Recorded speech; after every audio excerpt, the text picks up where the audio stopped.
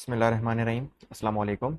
आज की क्लास में हम लोग क्वेश्चन नंबर 8 डिस्कस करने लगे हैं स्प्रिंग 2026 का। सबसे पहले requirement, evaluate the above situation and discuss the implication for the audit report.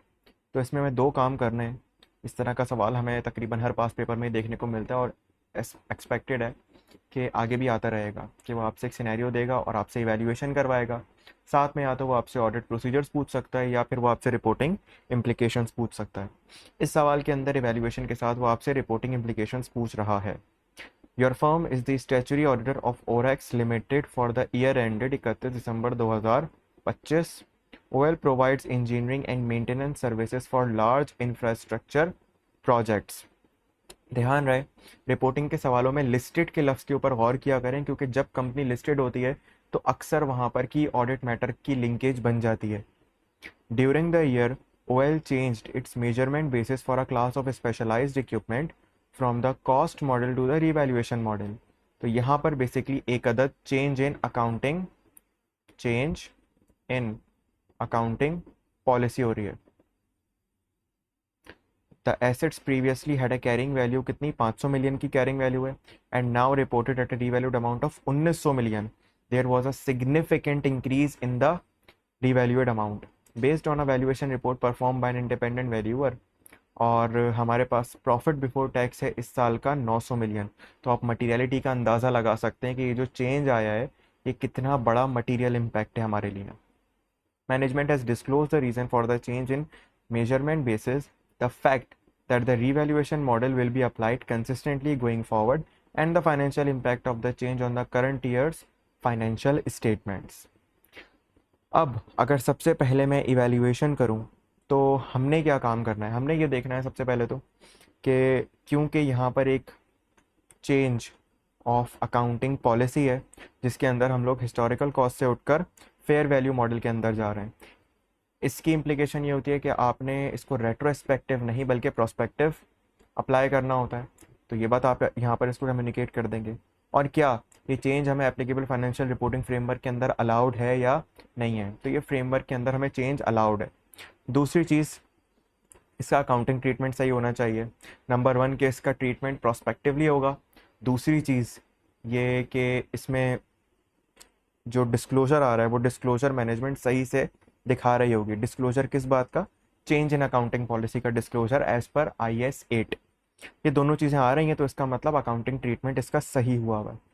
तो अब मैं जंप कर जाऊंगा रिपोर्टिंग इम्प्लीकेशंस के ऊपर। आप सिंपली कम्युनिकेट कर देंगे कि अगर मैनेजमेंट ने ये सारे काम सही किए हुए हैं तो फिर ऑडिटर एक अनमॉडिफाइड ओपिनियन इशू कर देगा, और अगर मैनेजमेंट ने सही नहीं किए हुए तो उस सिचुएशन में वो क्वालिफाइड या एडवर्स ओपिनियन की तरफ जा सकता है। ये बात मैं नॉर्मली करता हूँ, लेकिन क्योंकि यहाँ पर एक ऐसा मैटर है जो कि इट्सेल्फ एक सिग्निफिकेंट मैटर है और एक बहुत बड़े अमाउंट को रिप्रेजेंट करता है हमारी ओवरऑल बैलेंस शीट के, तो इसीलिए मैं यहाँ पर ये बात भी कम्युनिकेट कर सकता हूँ कि अगर मैनेजमेंट ने इसका ट्रीटमेंट सही ना किया हुआ तो इस सिचुएशन में इसका इम्पैक्ट आप एडवर्स भी कम्युनिकेट कर सकते हैं। ये सारी बात हो गई डायरेक्ट ओपिनियन की। देन उसके बाद आप साथ में जिक्र करेंगे कि क्योंकि ये मैटर एक बहुत ज़्यादा सिग्निफिकेंट है for the user of the FS, significant है for the user of FS। अब इस सूरत हाल के अंदर मेरे पास दो ऑप्शंस होते हैं, या तो मैं की ऑडिट मैटर के थ्रू इसे कम्युनिकेट कर दूं या फिर मैं एम्फेसिस ऑफ मैटर पैराग्राफ के थ्रू इसे कम्युनिकेट कर दूं। यहाँ पर जिक्र नहीं किया कि एक लिस्टेड कंपनी है, अगर लिस्टेड होती तो उस सूरत में कैम होना तो लाजमी हो जाता। तो अब आपके पास दोनों ऑप्शंस हैं, आप उसको दोनों बातें कम्युनिकेट कर देंगे, आप किसी एक पर रिस्ट्रिक्टेड नहीं रहेंगे क्योंकि यहाँ पर लफ्ज़ लिस्टेड मौजूद नहीं है। आप बोल देंगे देखो अगर ऑडिटर को मुनासिब लगे, क्योंकि ये मैटर बहुत ज़्यादा सिग्निफिकेंट है user of the financial statement के लिए, और इस सूरत हाल में हमें क्या करना चाहिए, इसको की ऑडिट मैटर सेक्शन के अंदर कम्युनिकेट कर देना चाहिए। एक बात।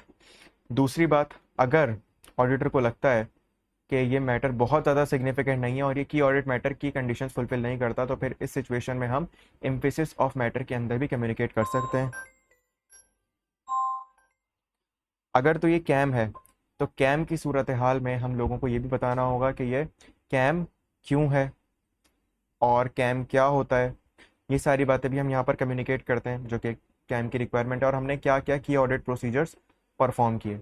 अब आपको यहाँ पर ऑडिट प्रोसीजर्स नहीं बताने, ये ध्यान रहे, तो मैं यहाँ पर ऑडिट प्रोसीजर नहीं बताऊंगा, मैं उसको ये कम्युनिकेट कर दूंगा कि की ऑडिट मैटर ये क्यों है, की ऑडिट मैटर क्या होता है और मैंने इसके ऊपर क्या क्या काम किए हुए, मैं ये बातें यहाँ पर इसको कम्युनिकेट कर दूंगा। और अगर आप कहते हैं कि इसको एम्फेसिस ऑफ मैटर पैराग्राफ में जाना चाहिए, तो इस सिचुएशन में मैं इनमें से कोई काम नहीं करूंगा, बल्कि मैं डायरेक्टली रेफर कर दूंगा वो डिस्क्लोजर जहां पर ये बात ऑलरेडी कम्युनिकेटेड है। ठीक है, तो ये इसका एक अच्छा सा सजेस्टेड आंसर बन सकता है। इसके बाद हम लोग इसका बी पार्ट करते हैं। उसमें भी सेम सिचुएशन है कि आपको एक अदद इवैल्यूएशन करनी है और साथ में उसकी implication on the audit report बतानी है। Your firm is the external auditor of vertex technologies limited for the year ended 31 December 2025. VTL develops and licenses specialized enterprise software solutions to corporate clients. Sir हमारा काम ये है कि हम licences बना रहे होते हैं और कॉर्पोरेट क्लाइंट्स को दे रहे होते हैं। During the audit team identified that a cyber attack at one of the VTL's overseas data centers resulted in the loss of records relating to the internally generated software development cost incurred during the first half of the year. Sir हुआ ये कि cyber attack की वजह से हमारे पास जो data maintain हुआ हुआ था, किससे पर्टेन करता हुआ, जो हमारी इंटरनली जनरेटेड सॉफ्टवेयर जो हमारा काम है बनाते हैं IS-38 के हिसाब से उसे रिकॉर्ड करते हैं और फिर जब बेचना होता है, तो जब उसे बना रहे होते हैं तो डेवलपमेंट कॉस्ट के तौर पे बना रहे होते हैं, और फिर आगे जाकर जब हम उसे बेच रहे होते हैं तो फिर हम उसे बेच देते हैं। अब यहाँ पर हुआ ये कि हमने उस एसेट को जो उस पर खर्चा किया उसको हमने एज एन एसेट तो रिकॉर्ड कर लिया, लेकिन उससे पर्टेन करता हुआ जो रिकॉर्ड था वो हमारे एक डेटा सेंटर में था, और डेटा सेंटर क्या हुआ, डेटा सेंटर में से सारा डेटा डिलीट हो गया due to a cyber attack. These records supported capitalization of development expenditure amounting to rupees 420 million. जितना भी रिकॉर्ड्स आया हुआ वो तकरीबन उसमें जो सपोर्टिंग डॉक्यूमेंट्स थे, अब सपोर्टिंग डॉक्यूमेंट से मुराद जो हमने खर्चा किया होगा उनके बिल्स वगैरह, वो तकरीबन 420 मिलियन के थे। The profit before tax and non current assets 1500 million और 5250 मिलियन के थे। तो हमारे पास तकरीबन 420 मिलियन का एसेट कैपिटलाइज हुआ है और उसका कोई भी एविडेंस अवेलेबल नहीं है। Management has confirmed that due to confidentiality of the documents, no backup documentation exists. हमने कोई बैकअप डॉक्यूमेंटेशन भी क्रिएट नहीं की थी।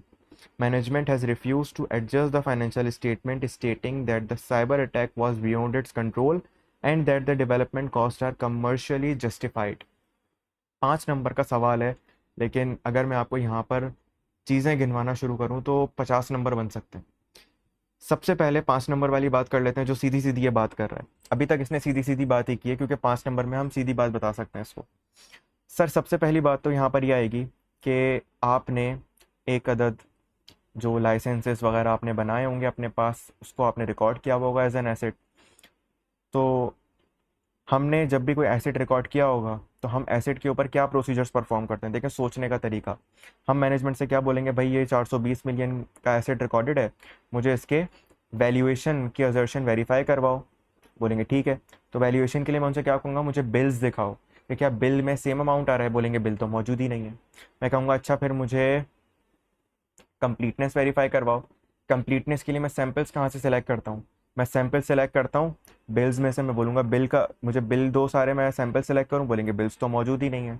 तो इससे मुझे पता चल रहा है कि मैं इस 420 मिलियन के ऊपर कोई काम ही परफॉर्म नहीं कर सकता। और मज़े की बात, यहाँ पर कोई बैकअप डॉक्यूमेंट भी मेंटेन नहीं हुआ हुआ, तो मेरे पास कोई और रास्ता भी नहीं है। इस सिचुएशन में आपके ऊपर एक अदद स्कोप लिमिटेशन अप्लाई हो गई है। पहले तो आप पूरे सिनेरियो को इवैल्यूएट करेंगे। अभी तक जो मैंने किया ये सारा इवैल्यूएशन था कि हमें इस 420 मिलियन को किस तरीके से वेरीफाई करना होगा। हम सिंपली मैनेजमेंट से सपोर्टिंग एविडेंसेस मांगेंगे, लेकिन वो मौजूद नहीं है, और मौजूद ना होने की वजह साइबर अटैक के नतीजे में आपके सारे के सारे डॉक्यूमेंट्स, सारे के सारे रिकॉर्ड ज़ाया हो गए और उसके कोई बैकअप भी मेंटेन नहीं है। There is a scope limitation, और हम इस 420 मिलियन को किसी ऑल्टरनेटिव सोर्स से भी वेरीफाई नहीं कर सकते। अब इसका इम्पैक्ट क्या होगा, 420 मिलियन है 1500 मिलियन, अगर आप कंपेयर करें इसको तो तकरीबन ये 28-30% के करीब का अमाउंट बनेगा। अब ये अमाउंट मेरे लिए मटेरियल है, लेकिन इसका इम्पैक्ट परवेजिव नहीं है, तो इस वजह से मैं इसके ऊपर क्वालिफाइड ओपिनियन एक्सप्रेस कर सकता हूँ और साथ में बेसिस फॉर क्वालिफाइड ओपिनियन का पैराग्राफ दे दूंगा। This is the answer for 5 marks. लेकिन व्हाट इफ़ के ये बात 10-15 नंबर की करता, तो आए ज़रा इस पर भी थोड़ी डिस्कशन कर लेते हैं। देखो भाई, अभी तक आपके सिलेबस में डेटा सिस्टम्स एंड रिस्क नाम का कोई सब्जेक्ट नहीं था, लेकिन अब इंट्रोड्यूस हो गया है पिछली अटेम्प्ट से। तो अब वो डेटा सिस्टम्स एंड रिस्क पढ़े हुए बच्चे को अज्यूम कर रहा है कैफ के अंदर, तो वो आपसे ज़रूर इसके ऊपर भी सवाल करेगा। अब वो क्या सवाल कर सकता है? वो सवाल कर सकता है आपसे कि ये जो डेटा सेंटर है ना, अब देखना सिनेरियो यही होगा, लेकिन आपको शायद वो एक बात बता दे कि डेटा सेंटर हमारा अपना था। तो डेटा सेंटर अगर मैंने अपना बनाया हुआ था तो मेरे लिए वो एज एन एसेट था, और डेटा सेंटर के ऊपर साइबर अटैक हो गया तो इसका मतलब डेटा सेंटर भी मे बी इम्पेयर्ड हो गया और मैंने उसकी इम्पेयरमेंट सही से रिकॉर्ड ना की हो। ये मेरे पास एक रिस्क निकल के आएगा यहाँ से। मैं आपसे सारे सिनेरियोज बयान कर रहा हूँ, रिस्क भी, ऑडिट प्रोसीजर्स भी, और साथ में उसकी रिपोर्टिंग भी, ताकि जो पेपर में सिनेरियो आया आप उसको टैकल कर सकें। अब डेटा सेंटर पे साइबर अटैक होने की वजह से उसके ऊपर इम्पेयरमेंट का रिस्क बहुत ज़्यादा बढ़ जाएगा। आप क्या ऑडिट प्रोसीजर्स परफॉर्म कर सकते हैं? सर आप जो एसेट के ऊपर, क्योंकि डेटा सेंटर एक फिजिकल एसेट भी है और उसके अंदर कुछ इंटेंजिबल एसेट्स भी मौजूद होते हैं, तो आप उन दोनों के प्रोसीजर्स परफॉर्म कर लेंगे, उनकी इम्पेयरमेंट के टेस्टिंग से रिलेटेड प्रोसीजर्स परफॉर्म कर लेंगे। तीसरी चीज़, आप रिपोर्टिंग के ऊपर बात कर लेंगे। अगर मैनेजमेंट ने उसकी इम्पेयरमेंट रिकॉर्ड करी भी है तो बात ठीक है, अगर इम्पेयरमेंट रिकॉर्ड नहीं की हुई तो उस नतीजे में क्वालिफाइड एडवर्स ओपिनियन हम लोग कंसीडर कर रहे होंगे। एक बात ये हो गई। सर दूसरी बात, एक तो बात हो गई डेटा सेंटर, दूसरी चीज़ हम यहाँ पर अपने कॉर्पोरेट क्लाइंट्स को सॉफ्टवेयर के सॉल्यूशंस प्रोवाइड कर रहे होते हैं।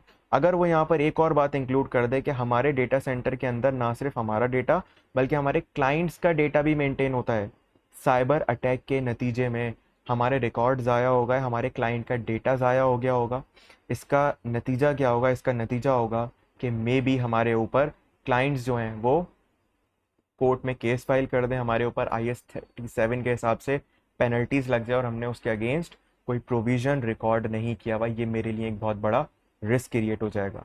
मुझे अपने कस्टमर्स को, अपने क्लाइंट्स को कॉम्पनसेट करके देना होगा, मैंने उनको कॉम्पनसेट करने के लिए कोई प्रोविजन रिकॉर्ड नहीं किया हुआ होगा। ये मेरे पास एक बहुत बड़ा रिस्क क्रिएट हो जाएगा। अगेन मैं इसके लिए ऑडिट प्रोसीजर्स परफॉर्म कर सकता हूँ। क्या मैनेजमेंट ने इस चीज़ का एस्टीमेट लगाया है? क्या मैनेजमेंट ने अपने सब्सिक्वेंटली कस्टमर्स ने कोई क्लेम्स फाइल किए हैं क्योंकि कस्टमर का डेटा लॉस हुआ है? क्या उन्होंने कोई केस फाइल किया है कोर्ट के अंदर? अपने लीगल डिपार्टमेंट से पूछ लेंगे। आप वो सारी बातें, सारे ऑडिट प्रोसीजर्स यहाँ पर लिख सकते हैं।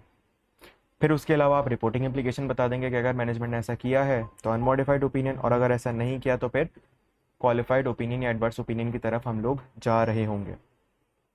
ध्यान रहे कि ये जो 2 सिनेरियोज मैंने बयान की ये स्कोप लिमिटेशन के नहीं होंगे, ये आपके पास, क्योंकि स्कोप लिमिटेशन तो डेटा ज़ाया होने की वजह से क्रिएट होगी ना, लेकिन मैं तो एक दूसरा सिनेरियो बयान कर रहा हूँ कि डेटा सेंटर इम्पेयर्ड हो गया हो, क्लाइंट का डेटा ज़ाया होने की वजह से वो आपके ऊपर पेनल्टीज़ लगा दे, शायद रेगुलेटर आपके ऊपर पेनल्टीज़ लगा दे, और अगर रेगुलेटर चाहे तो शायद मेरा लाइसेंस भी टर्मिनेट कर सकता है कि अब मैं इस सेक्टर के अंदर सर्विसेज प्रोवाइड ना कर सकूं। तो इसकी वजह से मेरा गोइंग कंसर्न का रिस्क भी अराइज हो जाएगा। ये सारी चीज़ें एग्जामिनर अब आपसे एक्सपेक्ट कर रहा है, ये सारी चीज़ें अब आपसे एग्जामिनर एक्सपेक्ट कर रहा है। तो अगेन इस सवाल में ये सारी बातें करने की ज़रूरत नहीं थी क्योंकि मार्क्स 5 नंबर थे और कुछ एडिशनल इन्फॉर्मेशन भी प्रोवाइडेड नहीं थी, but I am making you prepared कि ये सवाल भी आ सकता है।